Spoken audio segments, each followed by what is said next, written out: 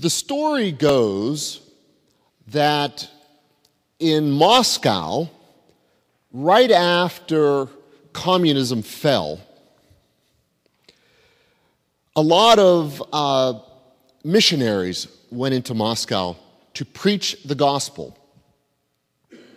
Now, Russia had been converted to Christianity, way back when, over 1,000 years, and it never truly died. So you did have people who would go to church. One of these churchgoers was a little old lady,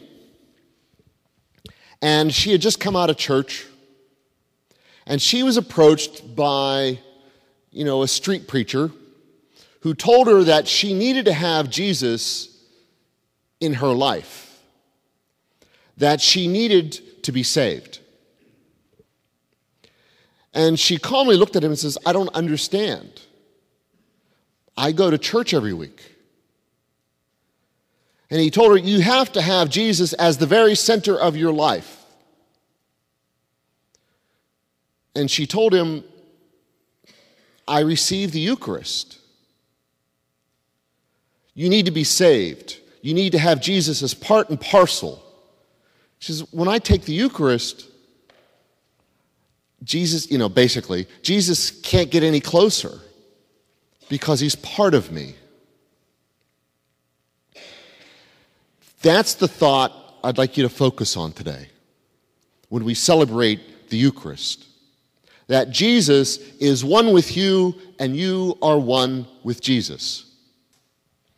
Now, all of us, whether it's Catholic school, whether it's CCD, we grew up having it drilled into us that the bread becomes the body of Christ and the wine becomes the blood of Christ. Right? Right. That's who we are. That's essential to understanding what the Eucharist is all about. That's elementary school. So, starting in second grade, learning about the Eucharist, growing up, maybe going to benediction, maybe spending time in front of the Blessed Sacrament, that's elementary school, so to speak. It's very necessary, it's very important, it's very integral to who we are, but it's still elementary school. Graduate school comes, at least today, from Paul's letter. Did he not say, "If you bless the cup, is that not a participation in the blood of Christ? If you break bread, is that not a participation in the body of Christ? And with that, you receive life for the world." What does that mean? It basically means that when we receive Eucharist, it's not just receiving a vitamin pill. It's not just receiving a sacrament. It's more.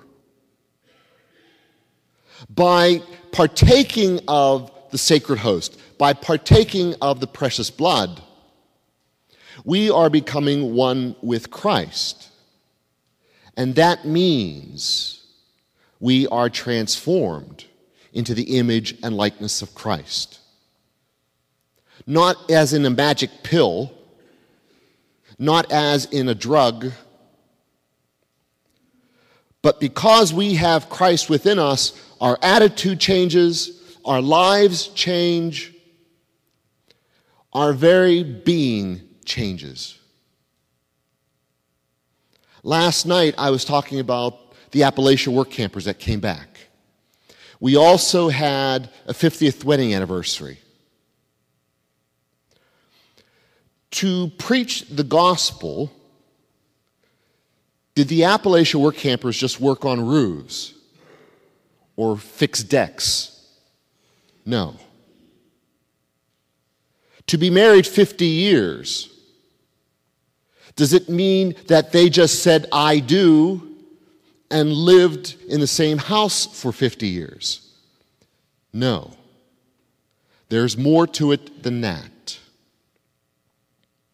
Same with celebrating the Eucharist.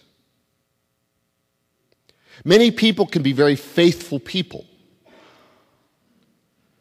but at the same time, they can be idolaters. When you think of the Eucharist only as an object, when you think of the Eucharist as only something that's in church, when you think of the Eucharist as grace only, you're missing half of the equation. The Eucharist is the step to becoming one with God. That's what I'd like you to think about. And becoming one with God means not just partaking of it, but partaking, living, being transformed, having your attitudes change, being the body of Christ present in this world. Is it easy? No. Is it possible? Yes. We have only touched a very minute part of what is capable. With the Eucharist, grow and become Christ himself as his body.